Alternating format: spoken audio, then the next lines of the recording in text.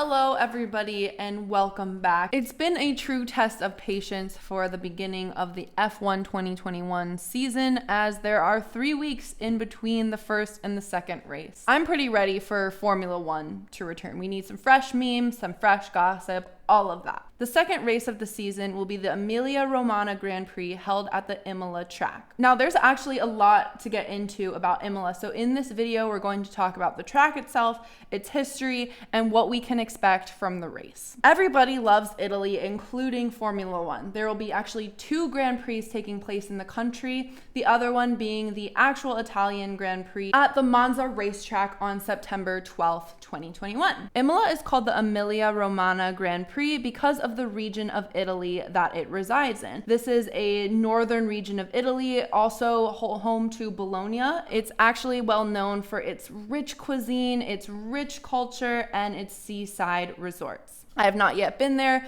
but I would absolutely kill to be able to go there for the Grand Prix coming up. Let's talk about the track itself. Now, the track is called, and I'm going to read this so I don't mispronounce it, the Autodromo Internazionale Enzo e Dino Ferrari, which is named after Enzo Ferrari's son, Dino Ferrari. It's a 3-mile, 4.9-kilometer circuit with 19 corners. For F1 fans out there, we know that this is a pretty old school track with fast corners, blind crests. We even saw drivers pulling 5G around the corners in 2020. All of these track factors really raise the stakes, and it doesn't leave a whole lot of room for error. Like I said in my last video, the Bahrain Grand Prix was full of controversy about track limits, but actually we won't be worrying about that too much this year since the track limits are very narrow and normally surrounded by concrete, gravel, and grass. Now, going into Imola, it's important to know that this is not a typical track. And actually,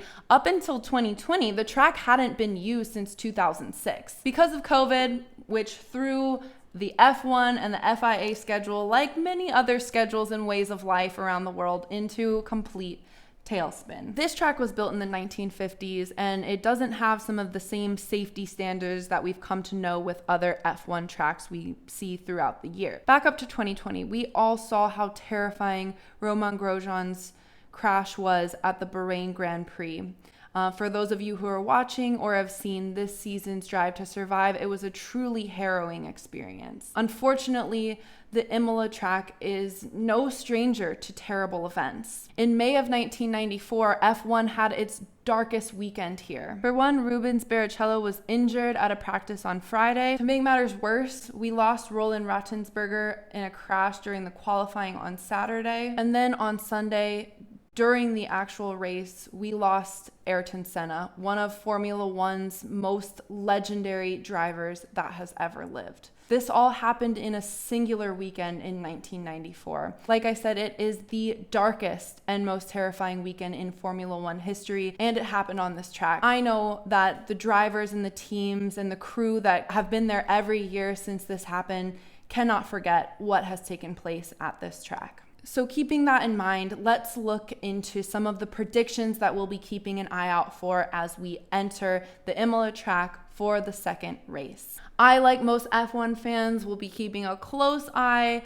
on this race as the Bahrain Grand Prix really raised the stakes for competition this season. Mercedes dominated at Imola last year, so will they win this year? I assume they'll at least have a podium position. And due to Max Verstappen's performance and the strength of the Red Bull team this year, I'm sure Red Bull won't be far behind, if not first. I don't know, you tell me, let me know in the comments. Given how close some of the teams are this season and given their performance at the Bahrain Grand Prix, I think we're in for some really close racing at the Imola track. So who will win? Many think that Hamilton will win this one just like he did last year. Others think Verstappen is a shoo-in. Could Bottas win, or could Sergio Perez make it to the front of the grid and make his way up to the podium? Or could we see Charles Leclerc get a win for Ferrari's home Grand Prix?